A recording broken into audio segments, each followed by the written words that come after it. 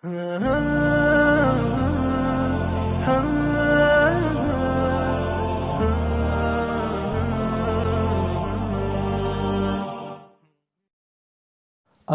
علیکم ورحمۃ اللہ وبرکاتہ۔ الحمدللہ وحدہ لا شریک لہ والصلاة والسلام علی من لا رسول ولا نبی بعدہ اما بعد۔ میرے انتہائی واجب الاحترام، قابل صد احترام مسلک اہل سنت والجماعت سے تعلق رکھنے والے غیور مسلمان بھائیوں، بزرگوں اور دوستوں، اور میری پردہ نشین ماؤں اور بہنوں، موجودہ لا مذہب غیر مقلدین کا فرقہ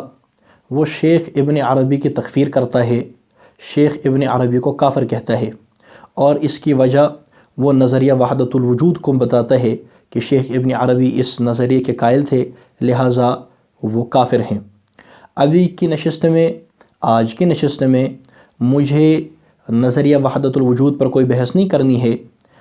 اللہ پاک نے زندگی رکھی، اللہ پاک نے چاہا تو آئندہ کبھی انشاءاللہ اس کے بارے میں گفتگو کی جائے گی۔ آپ دعا کریں اللہ پاک ہمیں ان تمام مسائل کو واضح کرنے کی توفیق عطا فرمائے، دلائل اور براہین کے ساتھ لوگوں کے سامنے پیش کرنے کی توفیق عطا فرمائے جن مسائل میں اہل باطل نے اس امت کو الجھا رکھا ہے۔ تو انشاءاللہ کبھی اس کے بارے میں بات کریں گے۔ ابھی آج کی نشست میں جو بات مجھے آپ حضرات کے سامنے عرض کرنی ہے وہ یہ کہ جو فرقہ غیر مقلدین کا آج شیخ ابن عربی کو کافر کہتا ہے، شیخ ابن عربی کی تکفیر کرتا ہے، اسی فرقے کی اساس، اسی فرقے کی بنیاد، اس فرقے کے اکابرین وہ شیخ ابن عربی کے بارے میں کیا کہتے ہیں، ان کے جو بڑے ہیں اور اس فرقے، اس ٹولے کے جو اکابرین ہیں، بڑے ہیں، جن کو یہ بڑی عزت کی نگاہ سے دیکھتے ہیں، وہ شیخ ابن عربی کے بارے میں کیا کہتے ہیں، وہ چند عبارات ہم اپنے یعنی ناظرین اور سامعین کے سامنے رکھتے ہیں، اور اس کو سامنے رکھ کر کے پھر غیر مقلدین بھی اس کو دیکھیں، اور ہم ان سے پوچھتے ہیں کہ اگر شیخ ابن عربی واقعی کافر ہیں، اور اگر شیخ ابن عربی اس نظریے کی بنیاد پر کافر ہیں، تو آپ کے اکابرین تو شیخ ابن عربی کا دفاع کرتے ہیں، آپ کے اکابرین تو ان کی تعریف کرتے ہیں، آپ کے اکابرین تو ان کا دفاع کرتے ہیں، آپ کے اکابرین میں سے ایک بڑے وہ تو ان کے لیے مناظرہ کرتے ہیں۔ تو آپ ہمیں یہ بات بتائیے، اگر شیخ ابن عربی کافر ہیں اور یہ آپ کے بڑے ان کی کتابوں سے واقف ہیں، اگر وہ واقعی کافر ہیں، پھر تو آپ کے سارے اکابرین کافر ہو جاتے ہیں جو ان کی کتابوں سے واقف ہیں اور اس کے بعد وہ اس کا دفاع کرتے ہیں۔ تو یہ غیر مقلدین کے سامنے ایک بہت بڑا مسئلہ ہے کہ اگر شیخ ابن عربی کافر ہیں، پھر آپ کے بڑے اکابرین جن کی عبارت ہم آپ حضرات کے سامنے پیش کریں گے، جو ان کی کتب سے واقف ہیں، وہ سب کے سب کافر ہو جائیں گے، اور اگر وہ کافر نہیں تو پھر شیخ ابن عربی پر آپ کفر کا فتویٰ کس منہ سے لگاتے ہیں؟ یہ مختصر سی گزارش ہم آپ کے سامنے رکھتے ہیں۔ آپ اس پر بغور آپ اس کو بغور ملاحظہ فرمائیں، اور اس کے بعد جو ہے آپ ٹھنڈے دماغ سے سوچیں کہ آخر یہ غیر مقلدین کا فرقہ امت کو کہاں لے کر کے جا رہا ہے۔ سب سے پہلا حوالہ یہ میرے ہاتھ میں ہے جی، التاج المکلل۔ التاج المکلل کتاب ہے، ان کی مشہور کتاب ہے، نواب صدیق حسن خان بھوپالی صاحب کی ہے، اور مکتبہ دارالسلام سے چھپی ہے۔ اس کتاب کا صفحہ نمبر ہے 170۔ اس صفحہ نمبر 170 پر انہوں نے ابن عربی کا ترجمہ بھی یہاں سے شروع کر دیا ہے۔ الصوفی ابن عربی، ان کا ترجمہ 170 سے شروع ہوتا ہے اور 176 پر جا کر کے ختم ہوتا ہے، اور بڑا شاندار اور مبسوط ترجمہ انہوں نے شیخ ابن عربی کا یہاں لکھ دیا ہے۔ ابھی سارا ترجمہ وقت تو نہیں ہے کہ میں سارا پڑھ دوں، اس میں سے 2-3 عبارات میں آپ حضرات کے سامنے پڑھتا ہوں، آپ بغور ملاحظہ فرمائیں۔ اس کا صفحہ نمبر 174 ہے، 174۔ اس کے اندر نواب صدیق حسن خان بھوپالی صاحب جو غیر مقلدوں کے امام ہیں، بڑے ہیں، یہ اپنی اس کتاب التاج المکلل صفحہ نمبر 174 پر امام مقری سے نقل کرتے ہیں شیخ ابن عربی کے بارے میں، کہتے ہیں وَلَهُ مِنَ الْمَحَاسِنِ مَا لَا يُسْتَوْفَى وَبِالْجُمْلَةِ فَهُوَ حُجَّةُ اللَّهِ الظَّاهِرَةُ وَآيَتُهُ الْبَاهِرَةُ أَمَّا كَرَامَاتُهُ فَلَا تَحْصِرُهَا مُجَلَّدَاتٌ۔ اس کا معنی یہ ہے کہ ابن عربی کی خوبیاں ہیں، ابن عربی کے لیے خوبیاں ہیں جن کا احاطہ نہیں ہو سکتا۔ فَهُوَ حُجَّةُ اللَّهِ ظَاهِرَةٌ، وہ اللہ تعالیٰ کی ظاہری دلیل ہیں، وَآيَتُهُ الْبَاهِرَةُ، ان کی واضح نشانی ہے۔ اما کراماتُهُ فَلَا تَحْصِرُهَا مُجَلَّدَاتٌ، اور ابن عربی کی کرامات کا احاطہ تو کئی جلدوں میں بھی نہیں ہو سکتا۔ تو یہ ابن عربی کے بارے میں انہوں نے امام مقری کا قول نقل کر دیا ہے کہ ابن عربی خوبیوں والے ہیں جن کا احاطہ نہیں ہو سکتا، ان کی کرامات کا احاطہ نہیں ہو سکتا، وہ تو اللہ تعالیٰ کی ظاہری دلیل ہیں۔ فَهُوَ حُجَّةُ اللَّهِ الظَّاهِرَةُ وَآيَتُهُ الْبَاهِرَةُ، اللہ تعالیٰ کی واضح نشانیوں میں سے ہے۔ یہ نواب صدیق حسن خان صاحب بول رہے ہیں، اور آج کے غیر مقلد یعنی نقل کر رہے ہیں امام مقری سے، اور آج کے غیر مقلد ابن عربی کو معاذ اللہ کافر کہتے ہیں۔ انہی امام مقری سے آگے نقل کرتے ہیں، کہتے ہیں وَقَدْ زُرْتُ قَبْرَهُ وَتَبَرَّكْتُ بِهِ مِرَارًا رَأَيْتُ لَوَائِحَ الْأَنْوَارِ عَلَيْهِ ظَاهِرَةً وَلَا يَجِدُ مُنصِفٌ مَحِيدًا إِلَى إِنْكَارِ مَا يُشَاهِدُ عِنْدَ قَبْرِهِ مِنَ الْأَحْوَالِ الْبَاهِرَةِ۔ کہتے ہیں کہ وقد زرت قبرہ وتبرکت بہ مرارا، یعنی امام مقری کہتے ہیں میں نے ابن عربی کی قبر کی زیارت کی اور اس سے کئی مرتبہ تبرک حاصل کیا، برکت حاصل کی۔ میں نے اس پر جو ہے واضح یعنی انوار و برکات کے آثار پائے، اور کوئی بھی منصف مزاج آدمی ابن عربی کی قبر کے پاس جو آثار ہوتے ہیں اور وہاں پر جو برکات ہوتی ہیں اس کا جو مشاہدے میں آتی ہیں اس کا انکار نہیں کر سکتا۔ کوئی بھی آدمی ابن عربی کی قبر کے پاس وہ جو برکات کے آثار ہوتے ہیں اور وہ جو وہاں پر یعنی نورانیت ہوتی ہے وہ جو مشاہدے میں آتی ہے اس کا کوئی بھی آدمی انکار نہیں کر سکتا۔ تو یہ ابن عربی کی اتنی تعریفیں کرتے ہیں، اور امام مقری سے نقل کر رہے ہیں کہ انہوں نے ان کی قبر سے برکت حاصل کی اور قبر کی زیارت کی، اور وہاں یعنی نورانیت کے آثار دیکھے اور وہاں برکت کے آثار دیکھے، اور وہاں مشاہدے میں آنے والے ان آثار سے، ان ظاہر احوال سے ان سے کوئی منصف مزاج آدمی انکار نہیں کر سکتا، اور آج کے غیر مقلد ان کی تکفیر کرتے ہیں۔ آگے نواب صدیق حسن خان بھوپالی صاحب اب اپنی بات کہتے ہیں، کہتے ہیں قلتو، یعنی اپنے بارے میں کہتے ہیں کہ وہ اس بارے میں خلاصہ اپنے طور پر نقل کر دیتے ہیں۔ یہ سارے جو انہوں نے دیگر علماء کے بھی اقوال نقل کر دیے ہیں۔ آگے صفحہ 175 پر اب وہ آگے کہتے ہیں قلت والمذهب الراجح فيه على ما ذهب اليه العلماء المحققون الجامعون بين العلم والعمل والشرع والسلوك السكوت في شأنه وصرف كلامه المخالف لظاهر الشرع الى محامل حسنة وكف اللسان عن تكفيره۔ یہ کہتے ہیں کہ راج مذہب ابن عربی کے بارے میں یہ ہے جس طرف محقق علماء گئے ہیں، الجامعون بین العلم والعمل، جو علم اور عمل کے جامع ہیں، وشرع والسلوک، شریعت اور سلوک کے جامع ہیں، جس طرف وہ گئے ہیں جو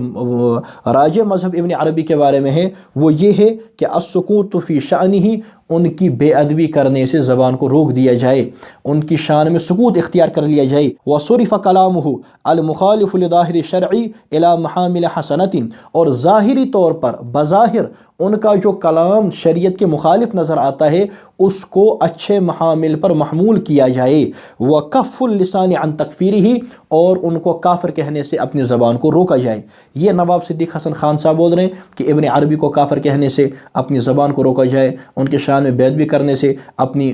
یعنی سکوت اختیار کر لیا جائے، اور کہتے ہیں یہ وہ مذہب ہے، راج مذہب ہے جس طرف محقق علماء گئے ہیں جو علم، عمل، شریعت اور سلوک کے جامع ہیں، یہ وہ علماء اس طرف گئے ہیں۔ اور یہی بات غیر مقلدوں کے ابا جان یعنی نواب صدیق حسن خان صاحب بھوپالی کہہ رہے ہیں۔ تو یہ میرے یعنی روحانی ابا جان، تو یہ میرے ہاتھ میں ہے جی التاج المقلد، میں نے یہ عبارات مختصر طور پر آپ حضرات کے سامنے رکھ دی ہیں۔ تو ہو گیا یہ ایک حوالہ، یہ نواب صدیق حسن خان بھوپالی صاحب ہو گئے جو غیر مقلدین کے اکابرین میں شمار ہوتے ہیں، یہ ہو گیا ایک حوالہ۔ نمبر 2،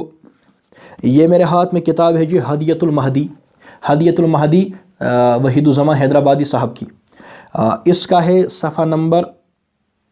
51۔ اس میں وحید الزماں حیدرآبادی صاحب کہتے ہیں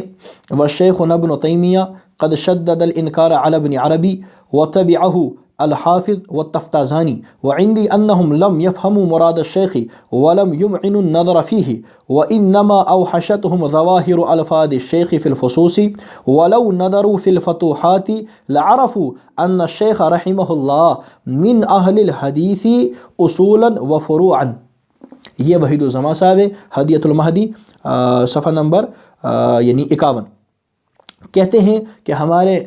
شیخ ابن تیمیہ انہوں نے ابن عربی پر بڑی شدت کے ساتھ انکار کیا ہے، رد کیا ہے، اور ان کی اتباع میں ابن قیم صاحب نے اور تفتزانی صاحب نے بھی یعنی ان پر رد کیا ہے۔ آگے کہتے ہیں میرے نزدیک وعندی انہم لم یفہموا مراد الشیخ ولم یمعنوا النظر فیہ، میرے نزدیک وہ شیخ ابن عربی کی مراد کو سمجھ ہی نہیں پائے، وہ اس تک ان کا ادراک ہو ہی نہیں پایا، اور نہ انہوں نے اس میں زیادہ غور و فکر سے کام لیا۔ یعنی ابن تیمیہ صاحب اور ابن قیم صاحب انہوں نے شیخ ابن عربی کی مراد کو سمجھا ہی نہیں، اور نہ انہوں نے اس میں غور و فکر سے کام لیا۔ یہ وحید الزماں صاحب کہتے ہیں کہ وَإِنَّمَا أَوْحَشَتْهُمْ ظَوَاهِرُ أَلْفَاظِ الشَّيْخِ فِي الْفُصُوصِ، اور فصوص الحکم میں جو شیخ ابن عربی کے ظاہری الفاظ ہیں انہوں نے ان کو جو ہے وہ وحشت میں ڈال دیا، ان سے وہ یعنی پریشان ہو گئے، اس کے بارے میں انہوں نے وہ شدید ان سے انکار کر دیا۔ آگے کہتے ہیں وَلَوْ نَظَرُوا فِي الْفُتُوحَاتِ لَعَرَفُوا أَنَّ الشَّيْخَ رَحِمَهُ اللَّهُ مِنْ أَهْلِ الْحَدِيثِ أُصُولًا وَفُرُوعًا، کہتے ہیں اگر وہ فتوحات میں دیکھتے، یعنی اگر وہ فتوحات مکیہ کا مطالعہ کرتے تو وہ جان جاتے، وہ پہچان جاتے کہ شیخ ابن عربی، آگے وحید الزماں کہتے ہیں رحمہ اللہ، یعنی شیخ ابن عربی من اہل الحدیث اصولاً و فروعاً، کہ شیخ ابن عربی تو اصولاً فروعاً اہل حدیث تھے، وہ تو اہل حدیثوں میں سے تھے۔ تو وحید الزماں صاحب کہہ رہے ہیں کہ ابن عربی اہل حدیثوں میں سے ہیں اصولاً و فروعاً، اور ابن تیمیہ اور ابن قیم ان کی مراد کو سمجھ ہی نہیں پائے، اور نہ انہوں نے اس میں غور و فکر سے کام لیا۔ اگر وہ فتوحات مکیہ کو دیکھ لیتے تو وہ جان جاتے کہ وہ تو اہل حدیث میں سے ہیں۔ تو یہ ان کے دوسرے ہو گئے وحید الزماں صاحب۔ اسی میں آگے اسی صفحے کے نیچے یہ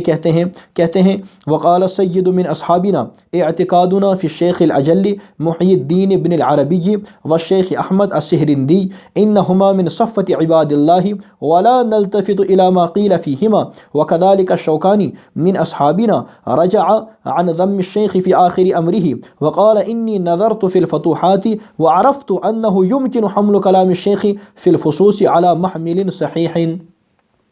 کہتے ہیں کہ ہمارے اصحاب میں سید صاحب نے کہا، سید یعنی یہ نواب صدیق حسن خان بھوپالی صاحب، جن کی عبارات میں نے ابھی آپ کو سنائی، یعنی جن کی کتاب سے عبارت ابھی آپ کو سنائی، تو کہتے ہیں وقال سید من اصحابنا، کہ ہمارے اصحاب میں سے نواب صدیق حسن خان صاحب بھوپالی انہوں نے کہا کہ ہمارا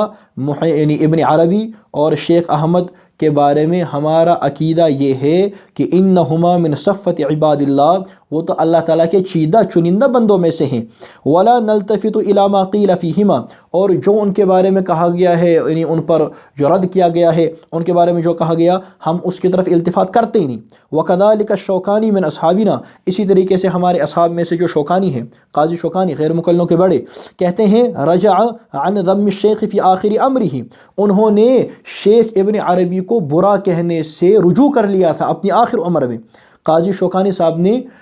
شیخ ابن عربی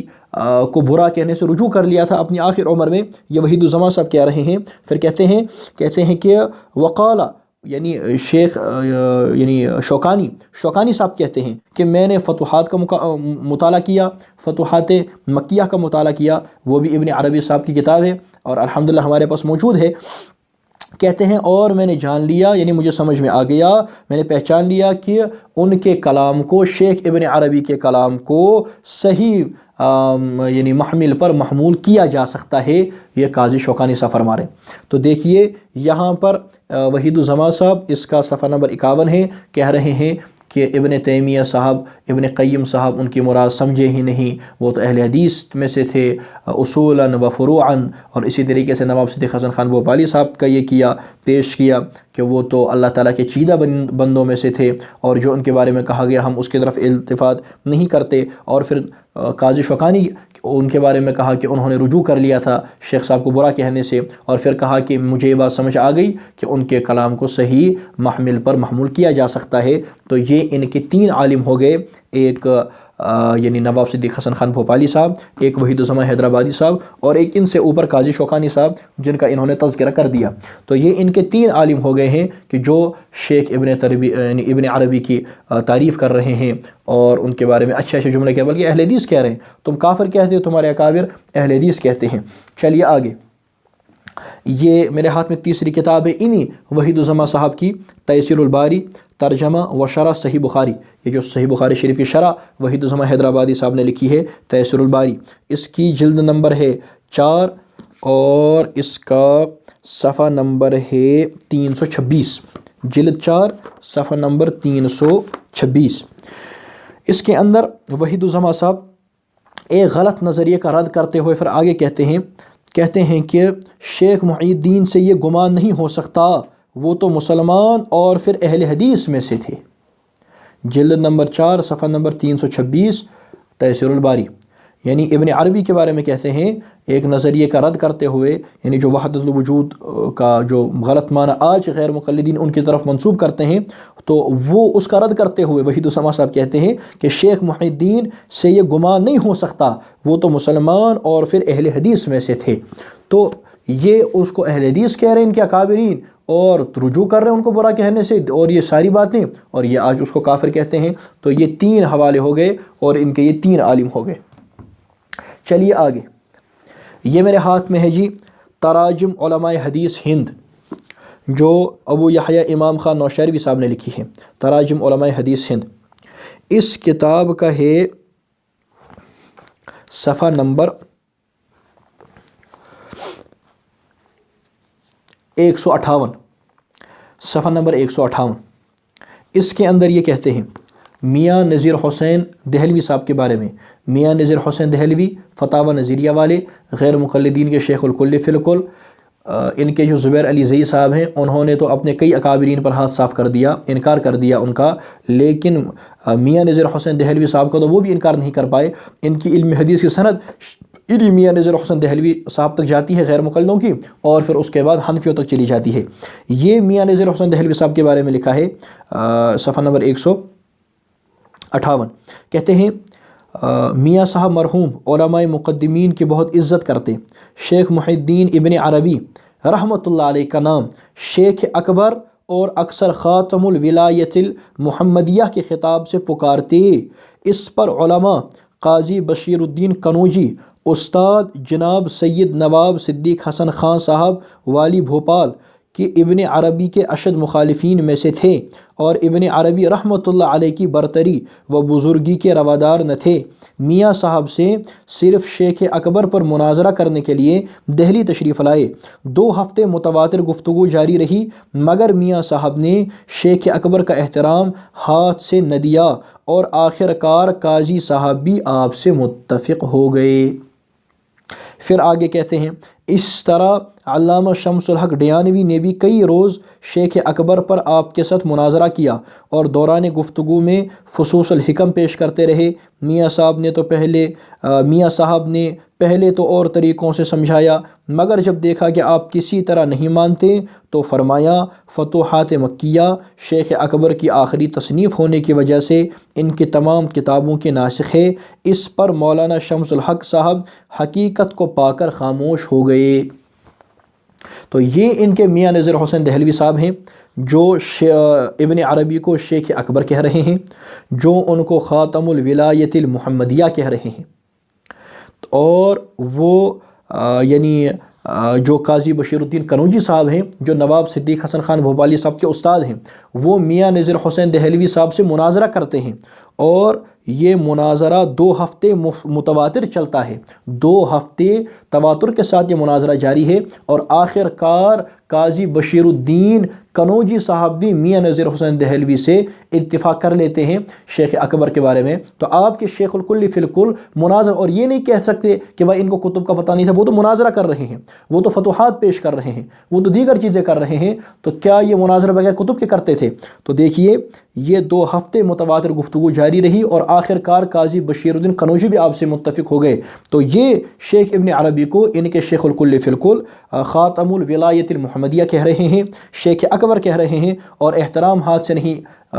یعنی جانے دے رہے، اور ان سے مناظرہ کر رہے ہیں۔ اور اسی طریقے سے شمس الحق صاحب ڈیانوی ان سے مناظرہ کر رہے ہیں اور ان کو خاموش کروا رہے ہیں۔ تو یہ ان کے اکابرین ہیں۔ اگر ابن عربی واقعی کافر تھا، پھر انہیں شیخ الکل فی الکل ان کے میاں نذیر حسین دہلوی صاحب اس کو بھی کافر کہنا پڑے گا۔ اور پھر اگلی بات ہو گئے ان کے 4 عالم، اور پھر اگلی بات یہ امام خان نوشہروی جو ان کے یعنی مقتدر مصنفین میں سے ہیں ان کی جماعت غیر مقلدین کے فرقے کے، یہ بھی ابن عربی کو رحمۃ اللہ علیہ کہہ رہے ہیں۔ تو دیکھیے یہ ان کے ہو گئے ہیں 5 عالم۔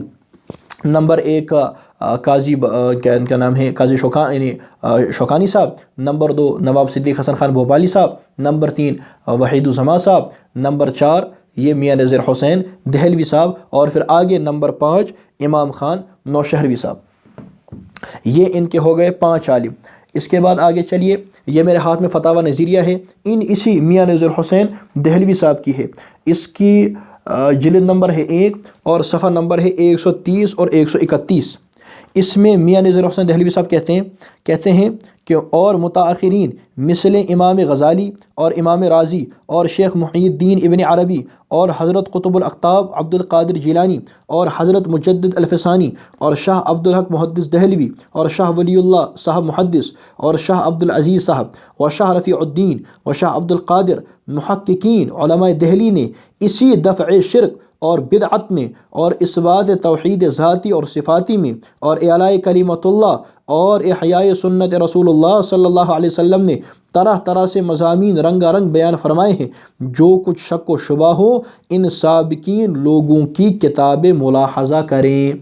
تو یہ تو ان اکابرین میں شیخ ابن عربی کا نام لیتے ہیں اور کہتے ہیں کہ انہوں نے شرک کو ختم کیا، انہوں نے اعلاء کلمت اللہ اور احیاء سنت رسول اللہ صلی اللہ علیہ وسلم سے طرح طرح کے مضامین رنگا رنگ بیان فرمائے ہیں، اور پھر مشورہ دیتے ہیں کہ ان کے کتب کو پڑھا جائے۔ آج کے غیر مقلد کہتے ہیں کہ وہاں کفر ہے، اور شیخ الکل فی الکل انہی کے میاں نذیر حسین دہلوی صاحب اپنی اسی مشہور جو ان کی کتاب پھر ان کے فتاوی کا مجموعہ فتاوی نظیریہ، تو صفحہ نمبر 130 اور صفحہ نمبر 131 وہ یہ کتابیں پڑھنے کا مشورہ دے رہے ہیں، اور کہتے ہیں کہ انہوں نے دفع شرک میں اور دفع بدعت میں اور اثبات توحید ذاتی اور توحید صفاتی میں رنگا رنگ مضامین بیان فرمائے ہیں، اور ان مضامین کو پڑھنے کا مشورہ دیتے ہیں۔ آج کے غیر مقلد کہتے ہیں کہ معاذ اللہ وہاں کفر ہے۔ تو اب بتائیے کیا میاں نذیر حسین دہلوی صاحب لوگوں کو مشورہ دے رہے تھے کہ جا کر کے کفر پڑھو، اور کیا وہ اس کفر کو توحید ذاتی اور صفاتی بتا رہے تھے، اور کیا اس کفر کو اعلاء کلمت اللہ اور احیاء سنت رسول اللہ بتا رہے تھے؟ تو یہ اس کا فیصلہ کریں۔ تو یہ میں نے آپ حضرات کے سامنے اسی طریقے سے یہ حوالے 5 حوالے ہو گئے، اور ان کے 5 مولوی ہو گئے ہیں۔ آگے چلیں، آگے میرے ہاتھ میں یہ کتاب ہے، اس کا نام ہے فتاوی اہل حدیث۔ فتاوی اہل حدیث یہ ان کے اس کو لکھا ہے مجتہد العصر۔ غیر مقلدوں کے مجتہد العصر ہیں، اور ان کے محدث اعظم ہیں حضرت ان کے عبداللہ روبڑی صاحب۔ ان کے فتاوی کا مجموعہ فتاوی اہل حدیث، اس کی جلد نمبر 1 ہے اور صفحہ نمبر 155 ہے۔ اس میں یہ اس سے پہلے وحدت الوجود کو توحید الہی قرار دیتے ہیں، اور پھر آگے کہتے ہیں صفحہ 155 پر کہتے ہیں ابن عربی، رومی اور جامی وغیرہ کے کلمات اس توحید میں مشتبہ ہیں، اس لیے بعض لوگ ان کے حق میں اچھا اعتقاد رکھتے ہیں، بعض برا۔ ابن تیمیہ وغیرہ ابن عربی سے بہت بدظن ہیں۔ اسی طرح رومی اور جامی کو کئی علماء برا کہتے ہیں، مگر میرا خیال ہے کہ جب ان کا کلام محتمل ہے، جیسے جامی کا کلام اوپر نقل ہو چکا ہے اور وہ در حقیقت ابن عربی کا ہے، کیونکہ ابن عربی کی کتاب عوارف المعارف سے ماخوذ ہے۔ یہ یہاں ان سے خطا ہو گئی ہے، ابن عربی کی کتاب کا نام عوارف المعارف نہیں بلکہ المعارف ہے، یہ ان سے خطا ہو گئی ہے۔ ہاں دوسری جگہ انہوں نے ایک جگہ اس کتاب کا صحیح نام بھی لکھا ہے، تو یہ کہتے ہیں کہ یہاں سے ماخوذ ہے، تو پھر ان کے حق میں سوء ظنی ٹھیک نہیں۔ اسی طرح رومی کو خیال کر لینا چاہیے۔ غرض حتی الوسع فتویٰ میں احتیاط چاہیے، جب تک پوری تسلی نہ ہو فتویٰ نہ لگانا چاہیے، خاص کر جب وہ گزر چکے اور ان کا معاملہ خدا کے سپرد ہو چکا، تو اب قرید کی کیا ضرورت، بلکہ صرف اس آیت پر اکتفا کرنی چاہیے، تلک امۃ قد خلت لہا ما کسبت الی آخری۔ تو یہ انہوں نے یہاں پر جلد نمبر 1 صفحہ نمبر 155 میں صاف کہہ دیا ہے کہ ان کے بارے میں سوء ظنی ٹھیک نہیں ہے، اور ساتھ میں وہ رحمۃ اللہ علیہ بھی ان کو ساتھ لکھتے جا رہے ہیں۔ تو یہ ان کے فتاوی اہل حدیث میں لکھا ہے کہ ابن عربی وغیرہ کے بارے میں سوء ظنی ٹھیک نہیں ہے۔ تو یہ ان کے 6 عالم ہو گئے، اور یہ ان کے 6 حوالہ جات بھی ہو گئے۔ آگے چلیے، آگے یہ میرے ہاتھ میں ہے یہ فتاوی ثنائیہ، اس کی بھی جلد پہلی ہے، اور اس کا صفحہ نمبر ہے 334 یہ ان کے ثناء الامر سری ہیں، ان کے شعر اہل حدیث ہیں جن کو یہ کہتے ہیں، اور ان کے امام ہیں، ان کے امام المناظرین ہیں۔ دیکھیں یہ شیخ ابن عربی کے بارے میں کیا کہتے ہیں، ایک سوال آتا ہے تو ثناء الامر سری صاحب جواب دیتے ہیں، جلد نمبر 1 صفحہ نمبر 334، کہتے ہیں مولانا نواب صاحب بھوپال، یعنی نواب صدیق حسن خان بھوپالی صاحب کہتے ہیں مولانا نواب صاحب بھوپال مرحوم علامہ شوکانی سے نقل کرتے ہیں کہ میں نے 40 سال تک شیخ کی تکفیر کی، آخر میری رائے غلط معلوم ہوئی تو میں نے رجوع کیا۔ نواب صاحب مرحوم شیخ ممدوح کو عزت کی نگاہ سے دیکھتے ہیں، اور مولانا نذیر حسین المعروف حضرت میاں صاحب دہلوی شیخ ممدوح کو شیخ اکبر لکھتے ہیں۔ حضرت مجدد سرہندی بھی شیخ موصوف کو مقربان الہی سے لکھتے ہیں۔ بڑی وجہ آپ کی مخالفت کی مسئلہ وحدت الوجود ہے، سو دراصل اس کی تفسیر پر مدار ہے، جیسی اس کی تفسیر کی جائے ویسا ہی اس کا اثر ہوگا، خاکسار کے نزدیک اس کی صحیح تفسیر بھی ہو سکتی ہے۔ ثناء الامر سری کیا کہتا ہے یعنی وحدت الوجود اس کے بارے میں کہ خاکسار کے نزدیک اس کی صحیح تفسیر بھی ہو سکتی ہے، یعنی وحدت الوجود کی صحیح تفسیر بھی ہو سکتی ہے، جس کا ذکر کبھی کبھی اہل حدیث میں کیا گیا ہے۔ دوسری وجہ خفقی کی ایمان فرعون ہے، مگر شیخ کا قول مندرجہ فتوحات اس خفقی کا ازالہ کرتا ہی۔ شیخ موصوف نے فتوحات میں فرعون کو مدعی الوہیت لکھ کر ابدی جہنمی لکھا ہے، اور کسی مقام پر اس کے خلاف ملتا ہے تو وہ متروک ہے یا مؤول۔ اس لیے خاکسار کی ناقص رائے میں بھی شیخ ممدوح قابل عزت لوگوں میں ہیں رحمہ اللہ۔ تو یہ غیر مقلدوں کے ثناء الامر سری صاحب کہتے ہیں کہ شیخ ابن عربی قابل عزت لوگوں میں سے ہیں، اور پھر یہ بھی نقل کرتے ہیں کہ قاضی شوکانی صاحب انہوں نے 40 سال ان کی تکفیر کی، پھر اس سے رجوع کیا، اور میاں نذیر حسین دہلوی صاحب کا تو میں حوالہ پیش کر چکا ہوں، انہوں نے بھی کہا کہ وہ ان کو شیخ اکبر کہتے تھے، اور اسی طریقے سے کہتے ہیں کہ ان کے نظریہ وحدت الوجود اس کی صحیح تفسیر بھی ہو سکتی ہے، اور رحمہ اللہ بھی ان کے ساتھ پڑھتے ہیں۔ اور اسی طریقے سے میں نے آپ حضرات کے سامنے عبارت پڑھی، تو یہ فتاوی ثنائیہ جلد نمبر 1 صفحہ نمبر 334۔ اب یہ بتائے کیا ثناء الامر سری بھی معاذ اللہ کافر ہو گیا تھا؟ یہ اس پر بھی پھر فتوی کفر لگائیں۔ یہ میرے ہاتھ میں ہے جی ایک اور کتاب، تو یہ ان کے ہو گئے۔ تو یہ میرے ہاتھ میں ہے جی کتاب سیرت البخاری۔ سیرت البخاری کن کی ہے؟ یہ ان کے عبدالسلام مبارک پوری صاحب ہیں، ان کے مشہور مولوی ہیں۔ اس کتاب کا ہے صفحہ نمبر 309، اور اس کا حاشیہ ہے صفحہ نمبر 309 کا حاشیہ۔ اس میں لکھتے ہیں صوفی صافی امام محی الدین ابن عربی نے بھی یہی نتیجہ اخذ کیا ہے۔ صوفی صافی امام محی الدین ابن عربی نے بھی یہی نتیجہ اخذ کیا ہے۔ ایک بات کرتے ہوئے کہتے ہیں کہ امام محی الدین ابن عربی نے بھی یہی نتیجہ اخذ کیا ہے، تو ان کے عبدالسلام مبارک پوری سیرت البخاری جلد نمبر یعنی صفحہ نمبر 309 اس کے حاشیے میں ابن عربی صاحب کو امام لکھتے ہیں اور صوفی صافی کہتے ہیں، اور اپنی تائید میں پیش کر رہے ہیں، تو یہ ان کا ایک اور حوالہ ہو گیا۔ چلیے آگے، یہ میرے ہاتھ میں ہے جی غیر مقلدوں کی بدنام زمانہ کتاب، اس کو کہتے ہیں الظفر المبین۔ الظفر المبین ان کی بدنام زمانہ کتاب ہے۔ اس الظفر المبین میں لکھا ہے، اس کا صفحہ نمبر ہے 472، یہ الظفر المبین صفحہ نمبر 472۔ اس پر انہوں نے لکھا ہے، ان کے مولوی صاحب نے، کہتے ہیں امام محی الدین ابن عربی صاحب فتوحات آپ بھی مجتہد تھے، اور اتباع حدیث اور ترک تقلید میں بے نظیر تھے، اور علم حدیث کے ایسے دریا تھے جس کا کنارہ نہ ہو، اور قیاس کے ایسے منکر جس کا کچھ بیان نہیں ہو سکتا۔ تو یہ ان کی کتاب الظفر المبین ہے۔ اس میں اس کو مجتہد لکھا ہے، متبع حدیث لکھا ہے، بلکہ غیر مقلد لکھا ہے، اور علم حدیث کا دریا لکھا ہے جس کا کنارہ ہی نہ ہو۔ تو آپ کے اکابرین، آپ کے بڑے تو ایسا لکھ رہے ہیں، اور آپ اس کو معاذ اللہ کافر کہتے ہیں۔ چلیے آگے، یہ ایک اور حوالہ میرے ہاتھ میں کتاب ہے جی مقالات راشدیہ۔ مقالات راشدیہ اس کی پہلی جلد ہے۔ اس میں ان کے محب اللہ شاہ راشدی، حالانکہ ان کو یہ محب اللہ شاہ صاحب ہوں یا ان کے بھائی بدیع الدین شاہ صاحب ہوں، میں کہتا ہوں ان کو راشدی کہنا مناسب نہیں، لیکن ابھی موقع نہیں ہے، پھر کبھی انشاءاللہ اس کے بارے میں گفتگو ہوگی۔ تو اس کی مقالات راشدیہ غیر مقلدوں کی مشہور کتاب ہے، اس کی پہلی جلد اور صفحہ نمبر 45 ہے۔ اس میں یہ محب اللہ شاہ راشدی جو زبیر علی زئی صاحب کے یعنی ان کے وہ استاد بھی بتائے جاتے ہیں، یہ کہتے ہیں، ایک بحث کرتے ہوئے کہتے ہیں کہ امام شعرانی نے امام ابن عربی سے نقل کی ہے، ایک عبارت کے بارے میں کہتے ہیں امام شعرانی نے امام ابن عربی سے نقل کی ہے، تو اس میں یہ ابن عربی کو امام کہہ رہے ہیں، یہ محب اللہ شاہ راشدی صاحب ان کے امام اور ان کے بڑے ہیں۔ چلیے آگے، پھر اسی مقالات راشدیہ کی دوسری جلد ہے جس میں ان کے دوسرے بھائی بدیع الدین شاہ راشدی، اور یہ دونوں غیر مقلدوں کے امام ہیں، اور یہ بھی زبیر علی زئی صاحب کے استاد بتاتے ہیں۔ اس کی دوسری جلد ہے اور اس میں ان کا مقالہ ہے، اس میں صفحہ نمبر 158 ہے، اور اس صفحہ نمبر 158 پر انہوں نے شیخ ابن عربی کو بزرگ اولیاء میں شمار کیا ہے۔ اوپر ہیڈنگ ہے بزرگ اولیاء سے ثبوت، اور یعنی آمین بالجہر کی بحث کرتے ہوئے کہتا ہے بزرگ اولیاء سے ثبوت، اس کے بعد